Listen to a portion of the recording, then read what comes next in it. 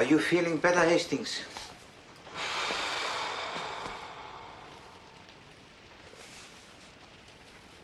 Yes. Yes, I am, as a matter of fact. Takes the pressure off the pancreas, you see. The pancreas is nothing. Of the digestive organs, the liver is the king. Look after the liver, and life will take care of itself. It is on, Mr. Poirot. Thank you, Miss Lemon. This is what you need, Hastings. No fear, I've tasted it. Mr. Poirot. Yes, Miss Lemon. There's a lady outside. A client? I don't know. When I say outside, I mean outside in the street. I've been watching her from my window. She keeps on backwards and forwards, then stops and looks up at the building. I'm sure she wants to come in. Go and intercept her, Miss Lemon. Inform her that Ηρακλή Πουαρό is not devouring the strange ladies this season. Mr. Poirot.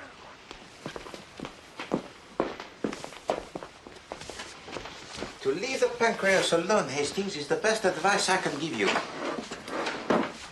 And look to your diet. What did you eat last night, huh?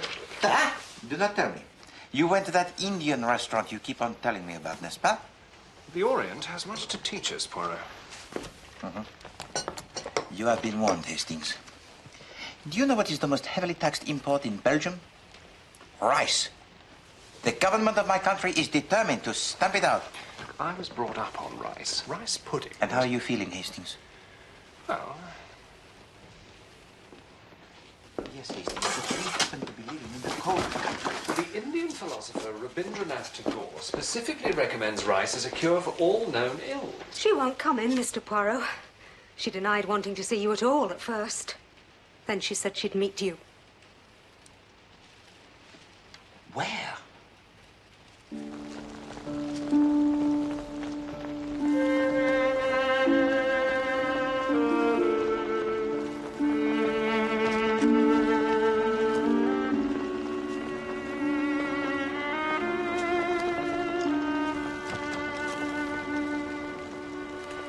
Don't be nervous, madame.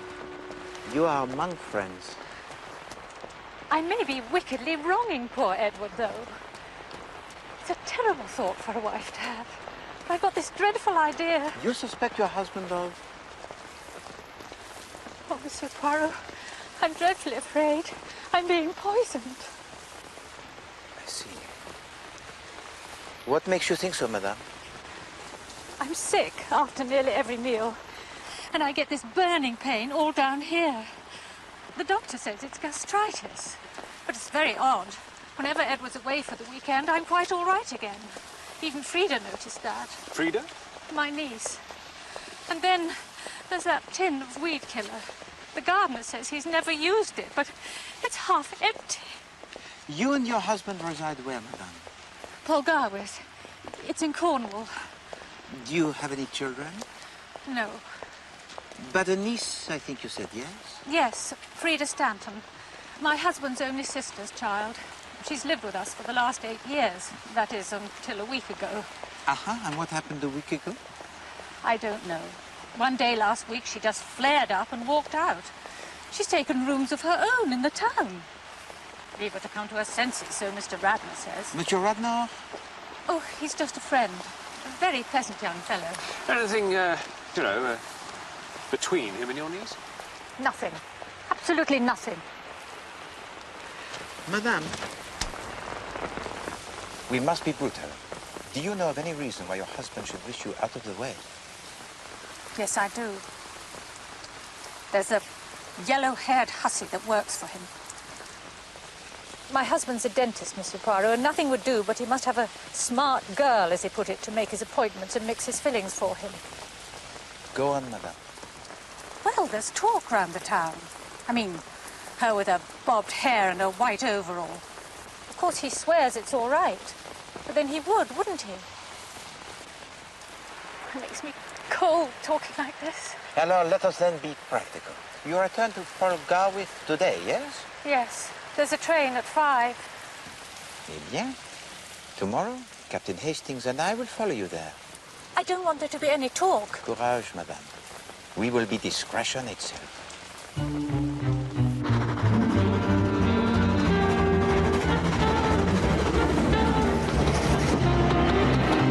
see, he was one of the Wiltshire Hastings on his father's side. So it was Herbert who moved the family to Cornwall. Yes, Herbert was my father. Who was your mother then? Maud Hastings. At least she wasn't Hastings till she got married. She was Maud Willoughby. What are you doing, Hastings? Well, I'm trying to get these relationships sorted out. If I'm going to pretend I'm the son of Mrs. Pengeli's second cousin. What do you think of this case, Hastings? Nasty business, I'd say. Unless Mrs. Pengeli's making the whole thing up. Madame Pengeli did not strike me as being the hysterical woman, Hastings. No, if I mistake not, we have here a very poignant human drama.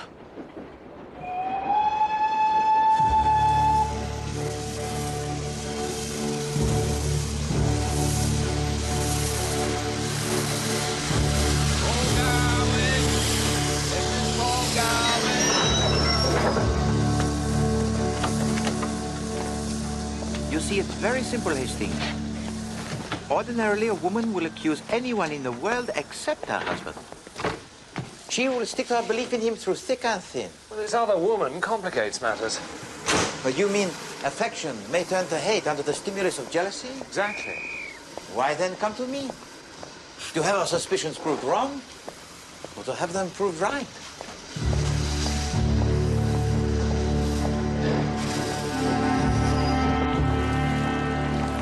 In a town like this, Hastings, woe betide any husband who buys a tin of wheat killer. Probably only one place to buy something like that. And then if his wife suffers from gastritis and is inclined to be imaginative, the fat is in her flames, I think.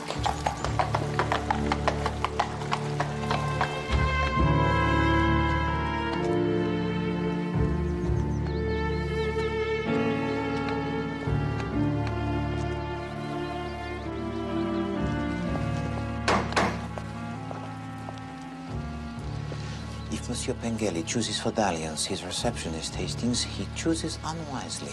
It is a little too close to home. Domestic quarters on one side and surgery on the other. What is that, Poirot? Sounds like someone crying.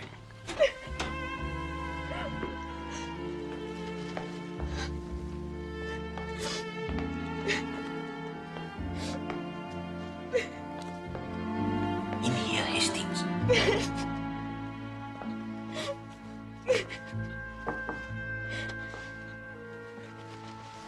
Yes? We wish to see Mrs. Pengeli. You can't. She's dead. Dead? Not an hour ago. Upstairs, cold. Of what did she die? Are you foreign? Belgian. The whole world's gone mad today. What happened? It's not my place to say anything, and I'm not going to. But everybody knows. Indeed? Didn't I see the master with my own eyes, standing just near the shelf with a weed killer this very evening? And didn't he jump when he turned round and saw me a-watching of him? And the Mrs. Gruel there on the table, ready. Not a bite more food passes my lips while I'm in this house. Not if I dies for it. Jessie? Jessie? Oh, my God, it's him. You'll have to go. Jessie? Where does the doctor who attended your mistress live? Dr. Adams, at the other end of the high street. Who is he, Jessie? It's nobody, sir. It's just some men. I'm very sorry to hear of your tragic loss, Monsieur Pengeli. Thank you. We'll come back some other time. Yes.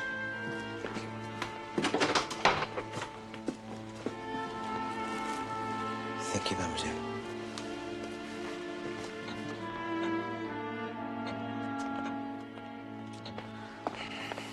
We should have come with her yesterday, Hastings.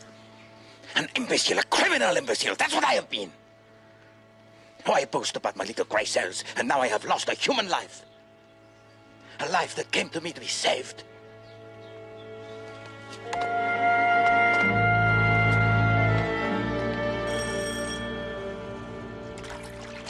Damned nonsense.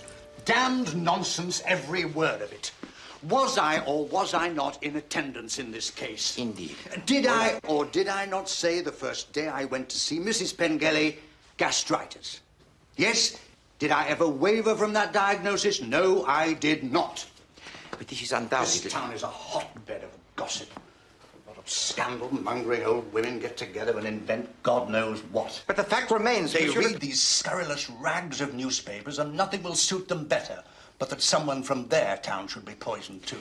But Madame Pengeli... Why should anyone want to poison her? Dr. Adams, will you please listen to me? Why? I'm telling you. It was yesterday that Madame Pengeli came to London in order to consult me. She believed she was being poisoned. Never. Ah, Hastings, do you hear that? Now I am a liar, huh? Dr. Adams, please, allow me. Madame Pengeli believed that her husband was the poisoner. Rubbish. I know Edward Pengeli. Wouldn't poison his grandmother's dog. But it is not the dog of Madame Pengeli's grandmother that is being poisoned!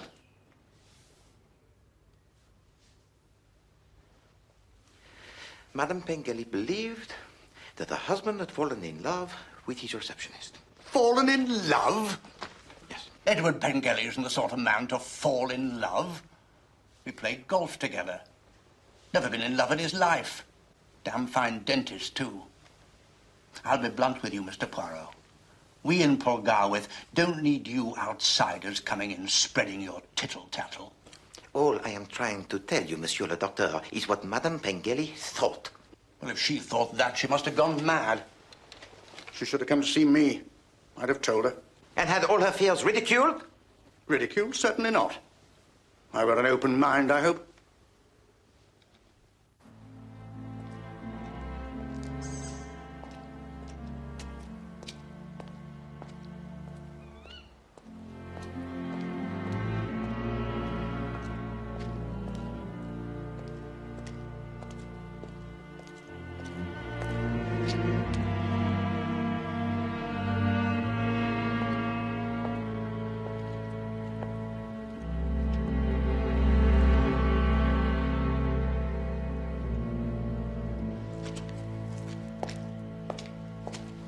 Fall in love? Edward Pengeli is not the sort of man to fall in love. He is as obstinate as a pig, that one. He says it is gastritis, therefore it is gastritis. Did I waver from that diagnosis? Never. A doctor who lacks doubt is not a doctor. He's an executioner. Poor Madame Pengeli, surrounded by such closed minds. We owe it to her, Hastings, to unmask her murderer.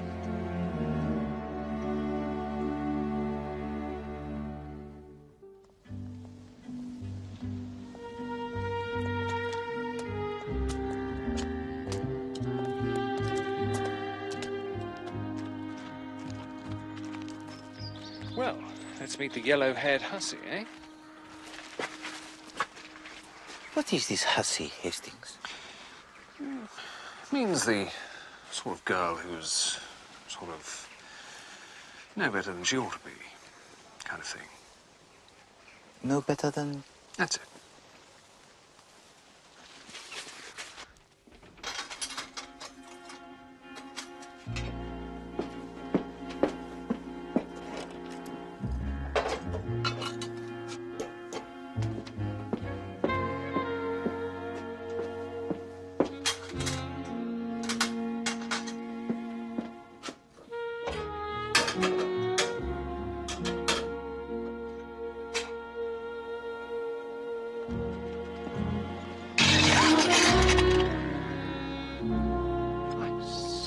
Oh, I'm sorry. Yes, sir. Oh, right. Look, I'm the second cousin of, no. Good morning. Look here, I've got a toothache. Ow, it There's really... been a bereavement. Mr. Pengeli isn't in the surgery today. Ah, right. Well, I'd better come back some other time, shall I? It is all right.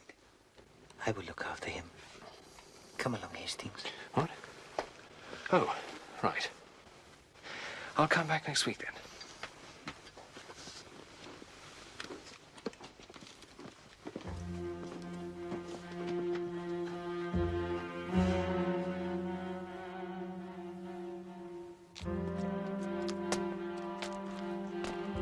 What a stunner, Poirot. You must not excite yourself, Hastings.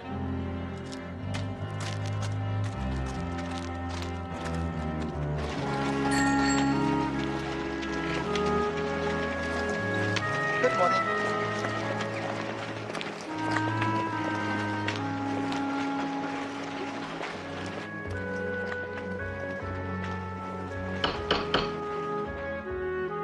And what do you think of our little town?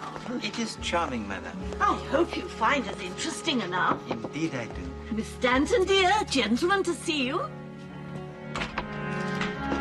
Who are you? Ηρακλή Πουαρό. And you? Jacob Radnor. Oh, poor Auntie. Of course it was all nonsense, her thinking Uncle Edward was poisoning her. It's terribly sad. I've been wishing all morning I'd been kinder and more patient. These regrets are too common, mademoiselle. But one must move on. I know, but I've got a sharp temper. After all, it was only silliness on Auntie's part. You stood a great deal, Frida. What was the actual cause of your disagreement, mademoiselle? Look, I'll be running along. I'll see you this evening, eh? Goodbye, gentlemen.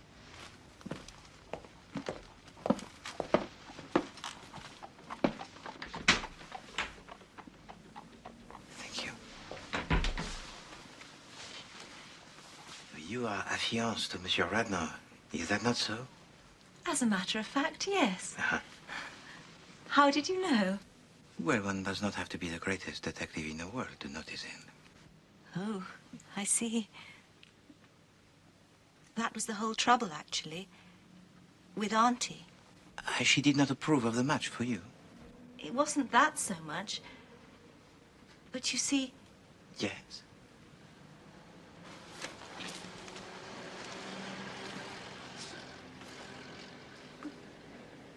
It seems rather a horrid thing to say about her now. Now she's dead. But you'll never understand unless I tell you. Well, Auntie was... She was absolutely infatuated with Jacob. Jacob? Jacob Radnor, you mean? Yes. Yes, I know. I mean, she was over 50, and he's not 30 yet. But there it was. She was silly about him. Well, I can see it would have made things dash difficult. Well, I just had to tell her in the end. I had to say it was me Jacob was after. She carried on most dreadfully. She wouldn't believe a word of it, and was so rude and insulting, I lost my temper, I'm afraid. I wish I hadn't. And so you left? Yes. So I should jolly well think. Why, thank you very much, Miss Stanton. You've been most helpful. I hope I've put your mind at rest, that's all. Indeed. Mind at rest, Hastings. I thought it all seemed quite, you know. You know? Well, I'm surprised she had gastritis. Go on. Well, she's going to run around after chaps half her age. Mr. Poirot? Ah, hello again, Monsieur Radnor. I wonder if I might have a word with you. I can pretty well guess what Frida has been telling you. Indeed. It was all really unfortunate. At first, I was quite pleased. I imagined the old woman was helping things along with Frida. And then it turned out, well, the whole thing was absurd and extremely unpleasant. This is my little place. Oh, is this your shop? It's not bad, is it? After you, gentlemen. Thank you.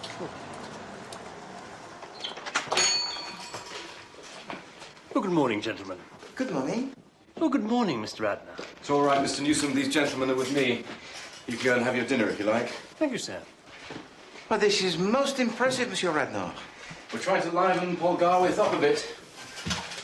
New fashions, better quality. When are you and Mademoiselle Stanton going to get married? Soon, I hope. Look, Mr. Poirot, can I speak freely? Of course. I'm going to be candid with you. Excellent. I know a bit more than Frida does, you see. Indeed. She believes her uncle to be innocent. And you don't? I'm not so sure as all that. I can tell you one thing, though. I'm going to keep my mouth shut about what I do know. Let sleeping dogs lie. I don't want my wife's uncle tried and hanged for murder. Why do you tell me this, monsieur? Because I've heard of you. And I know you're a clever man. It's quite possible you might ferret out a case against him. But I put it to you. What good is that? The poor woman is past help, isn't she? And she'd be the last person to want a scandal. You are probably right. So you want me to hush it up? Well, I admit I'm being selfish about it. I'm building up a good little business here. You don't know what these small towns are like. Most of us are selfish, Monsieur Renard. Not all of us admit it so freely. Yes, I will do what you ask, but I tell you frankly, you will not succeed in hushing it up. Why not? Vox populi, Monsieur Renard, that is why. The voice of the people.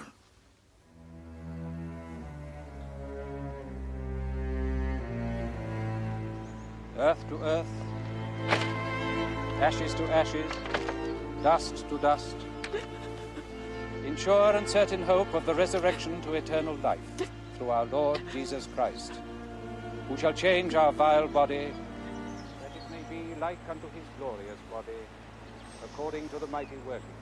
I suppose we can accept this rather extraordinary story about Radnor and Mrs. Pengeli. But yes. Must have been dashed embarrassing for him. Perhaps. Or perhaps he found it a little flattering, huh? Flattering? She was old enough to be his mother. Well, almost. And we forgive them that trespass against us, and lead us not into temptation.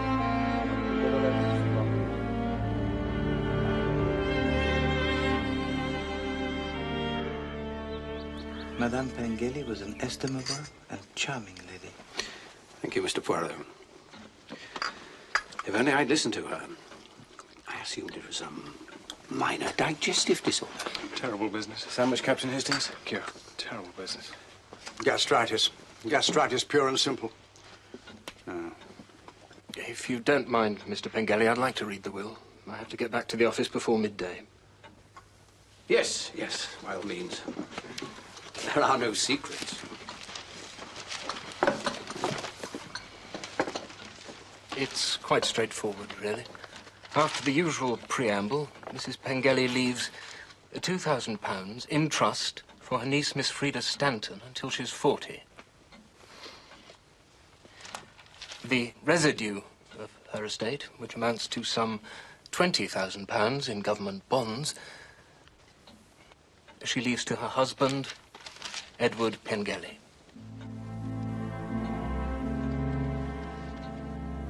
That's all.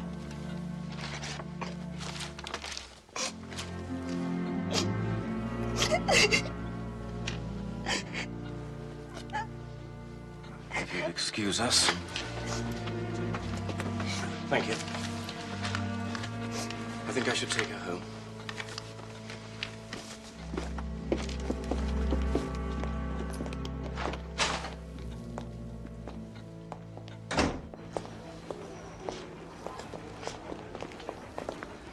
It is all very interesting, is it not, Hastings? Interesting. Seems to be rather sordid and unpleasant. Hardly seems any mystery about it. I agree. There is no mystery whatever. Pengeli had 3 motives for murder. Money, he was in love with his assistant. Mrs. Pengeli was apparently in love with Radnor. Although I must say I find that pretty hard to believe. Ah, Hastings, you admire les femmes. You prostrate yourself before all who are good-looking. Look how you are struck all of a pile by that yellow-haired hussy. Quite untrue. But psychologically, you know nothing whatever about them. Oh, well, there you are. You see, that just shows. Women are always saying I understand them rather too well. Really, Hastings? I should like to hear them say so myself. No, mon ami. You listen to Poirot, and you shall learn.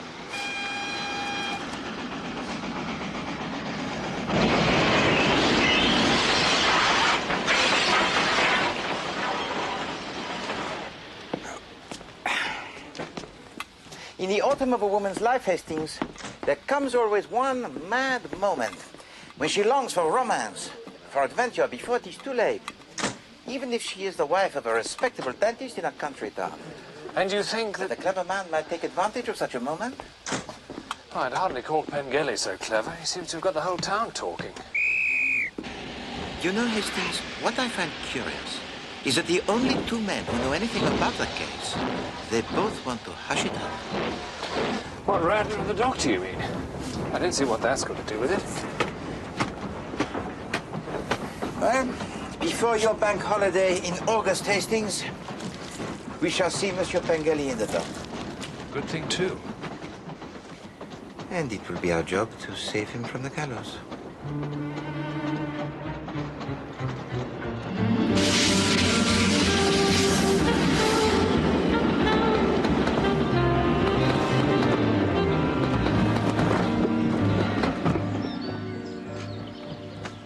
All right, lads, pick them up.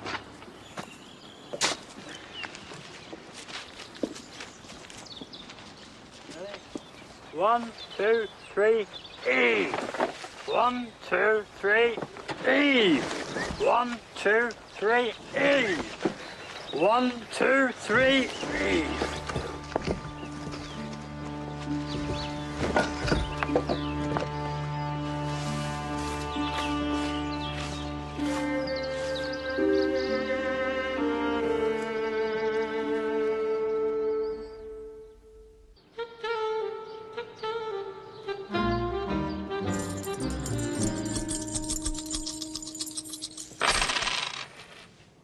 Heads and a tail. 2 yins and a yang. Right.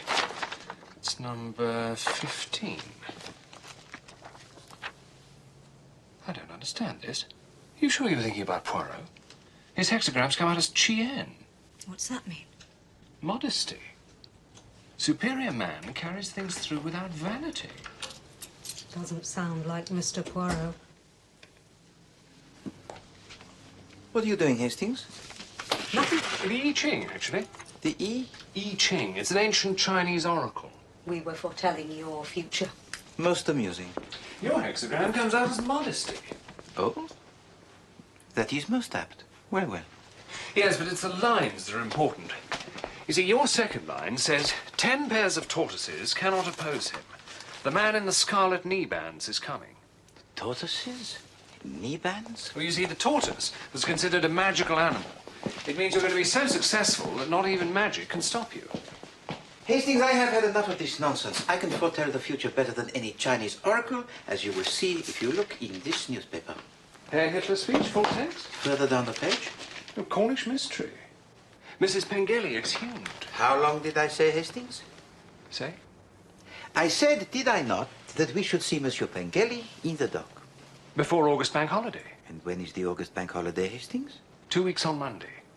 Précisément.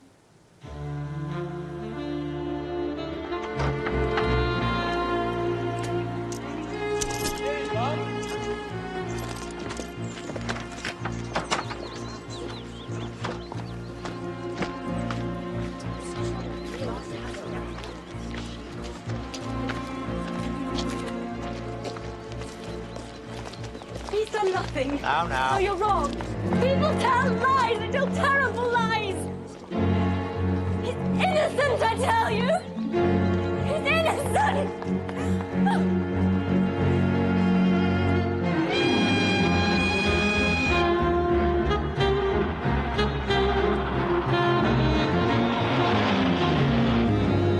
Gossip in Purgawick became intense when Edward Pengeli announced his engagement to his 25-year-old receptionist, Miss Edwina Marks, 3 weeks ago. What did I tell you, Hastings? The voice of the people. Hastings? Have you finished your meditation? Hastings?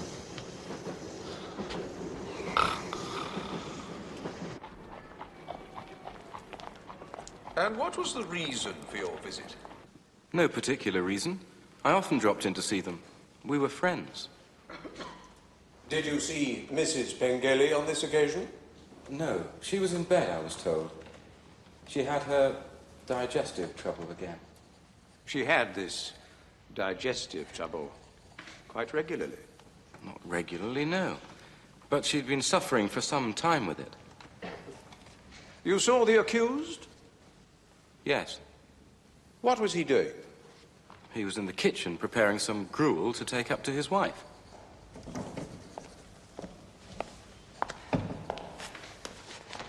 Now, what I want you to tell the court is exactly what met your eyes when you went through that door into the kitchen. Well, I saw Mr. Pengeli. He had his back to me. He was putting a tin up on a shelf. There was a tray with a bowl of gruel on it on the kitchen table. One moment, Mr. Radnor. This tin that Mr. Pengeli was replacing, can you tell us what was in it? No. Can you describe it to us? It was a bit bigger than a cocoa tin. It was yellow with black printing on it, or perhaps dark blue. Could we see Exhibit D, please?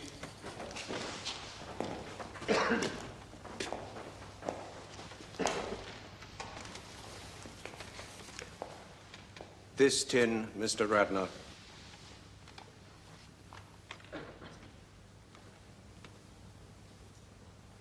Yes.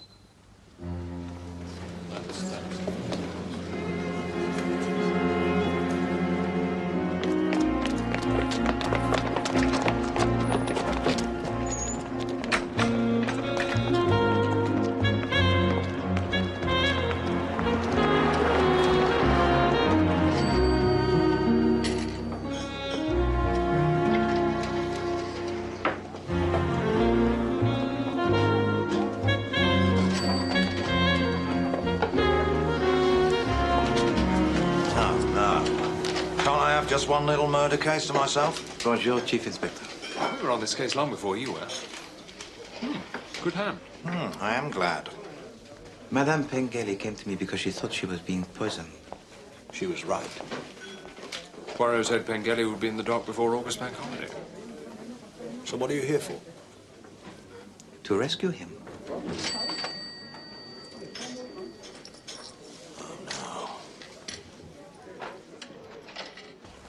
He had the means to do it, the weed killer. He had the opportunity to do it. He lived in the same house and prepared some of her meals. He had the motive to do it. With a yellow-haired hussy who has to be no better than she ought, huh? And yet, Inspector, he did not do it. I can name 6 people who had the motive to kill Madame Pengeli. What about Mademoiselle Stanton, for instance? She inherits under her aunt's will. Don't spoil it, Poirot. This is a little holiday for me. It's an open and shut case. Everyone knows Pengeli did it.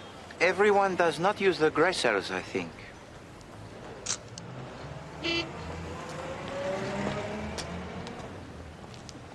Do you think I should talk to the niece again?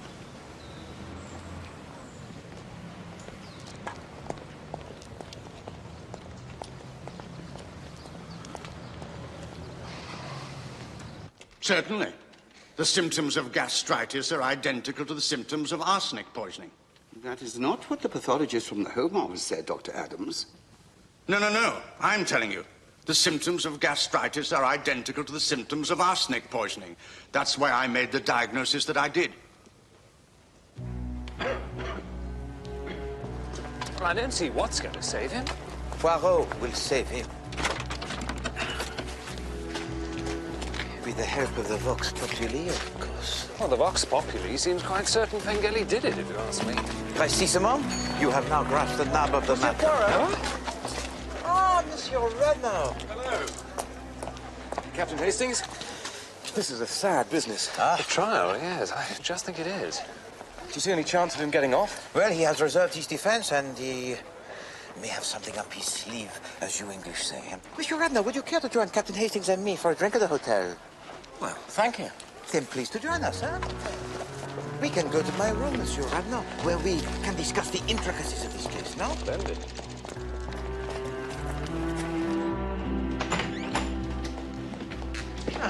Please, sit down, Monsieur Radnor. Thank you. Hastings, be so kind as to offer our friends something to drink. Sherry? Please.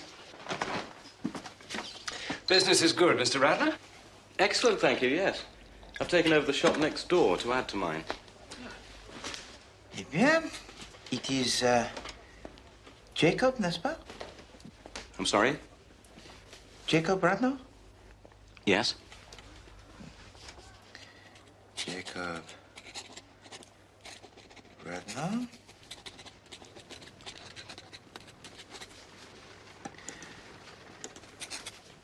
Of 21 4th Street, yes? What are you doing? Well, Captain Hastings and I are very experienced, Monsieur Radnor, in matters of this kind. And we both feel that our friend, Monsieur Pengeli, has one loophole of escape.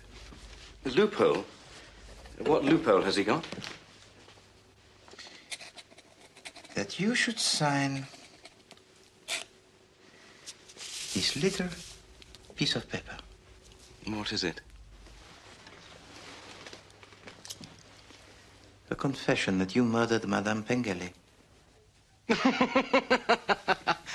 You must be mad. No, my friend, I am not mad. Madame Pengeli was a lady very well-to-do. But the small allowance she made to her niece was not sufficient for your ambitious schemes. No. You must get rid of both her and her husband. And then all the money would go to Mademoiselle Stanton, no? You yourself decide to murder Madame Pengeli and let her husband hang for the crime. I'm not going to stay here and Hastings. listen to this.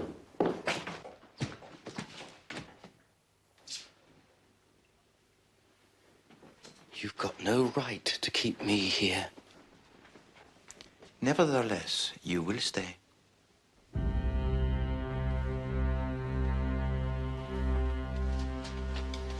You set about your task very cleverly, Monsieur Radnor.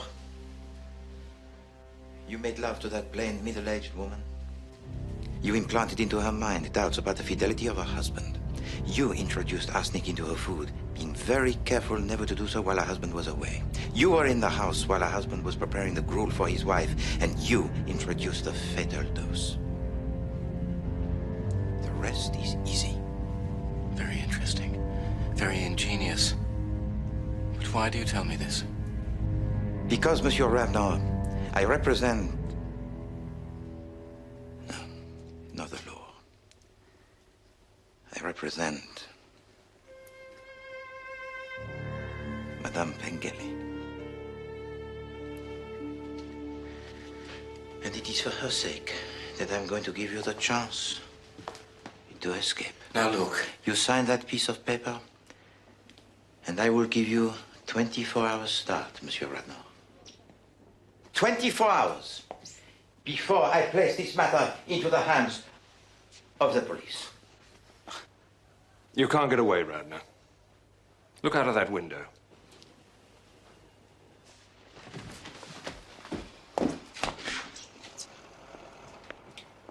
Those two men have orders not to lose sight of you.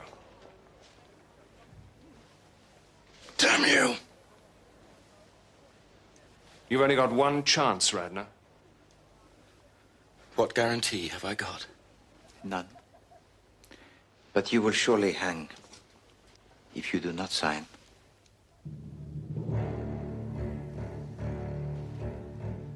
All right.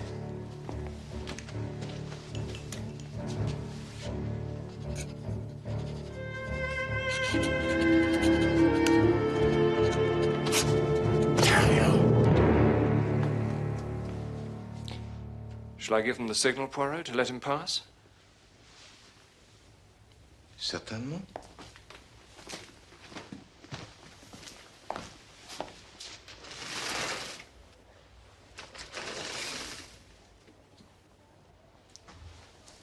You have 24 hours, Monsieur Radnor. I'll get back at you, Poirot. One day. I think not, my friend. In 2 days, you will be in the prison cell.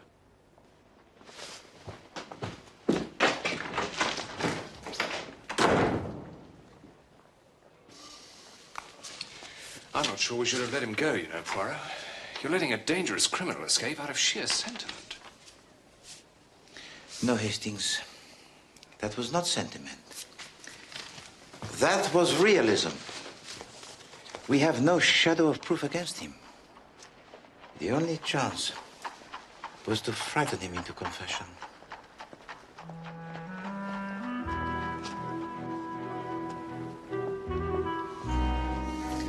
Hastings, those two men of yours, who are they? I haven't the foggiest idea. I just noticed them standing there when we came in. But that is sheer brilliance. Oh. Well. Your peculiar Oriental practices, which I tease you about, are obviously working wonders on your grass cells. Maybe it's the rice. I hope not, Hastings.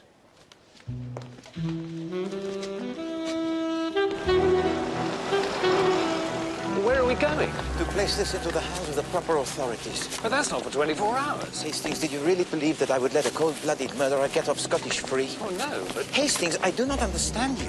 You object if I let him off. You object if I do not let him off.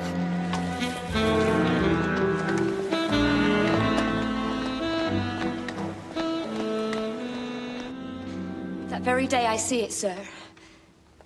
I see his hand hovering over the Mrs. Gruel, sir. Whose hand? Well, his, sir. The master's, sir. And was there something in that hand, Miss Dawlish? Yes, sir. There was, sir. Weed killer, sir.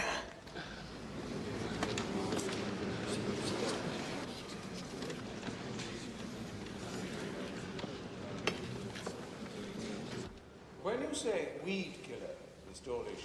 This is most extraordinary. Have you notified the police? No, we thought it would come better from you. Good.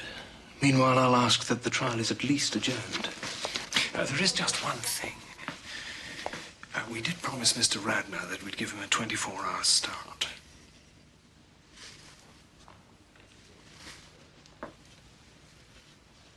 My lord, I put it to the court that not only did Mr. Peγκέλι have absolute but I can now...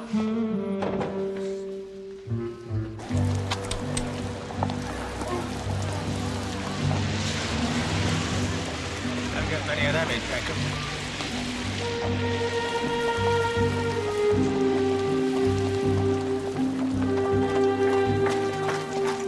If Edward Pengeli had really murdered his wife, Hastings, guilt would have made him sensitive to what people would say if he announced his engagement to Mademoiselle Marx. No, Hastings. The guilty person would have waited and quietly slipped out of Cornwall forever before doing such a thing. Well, there's Jap. I don't know what you're going to tell him. Nothing at all, Hastings. I hate to be the bearer of bad news. He will learn soon enough that his open and shut case has the broken hinges. Hey, Poirot, come and try one of these. My dear Jap. Poirot, Hastings. Try not to miss these when I get back to London. You're still poking about in my murder? Ah, no, Chief Inspector. Captain Hastings and I are retiring from the field. Oh? Why? Well, sometimes it is braver to admit defeat than to battle on with no hope of success against the superior forces. Oh, yes? So Pengeli's going to swing in spite of all your efforts? If we are to catch the next train, we must tear ourselves away. Captain Hastings is going to treat me to dinner at the most excellent restaurant he has discovered, which serves the Indian food. It is to this food that Captain Hastings attributes the improvement to his grass cells. Indian? What, these hot curries and things? Yes. Rather you than me, Poirot. Au revoir, Inspector.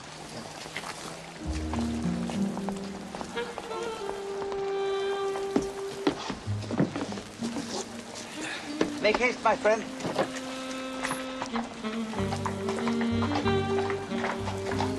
I do not wish to be visible when Inspector Japp discovers he has to chase after Monsieur Radner. Too late. Sir, the inspector says, can you come, please, sir? The trial's been adjourned. Adjourned? What for? Mr. Radner's confessed, sir. Confessed? To the murder. He confessed to that French gent. In writing. Poirot!